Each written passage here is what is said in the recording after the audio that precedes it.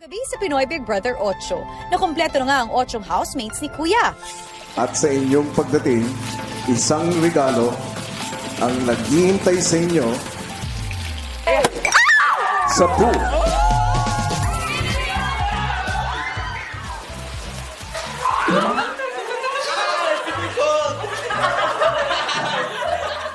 My body temperature is going down. Andre, hindi mo papansin, I want your attention. Oo.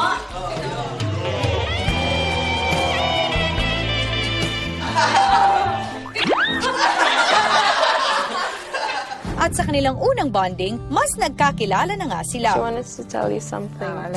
Tell me something. Like, ano ba?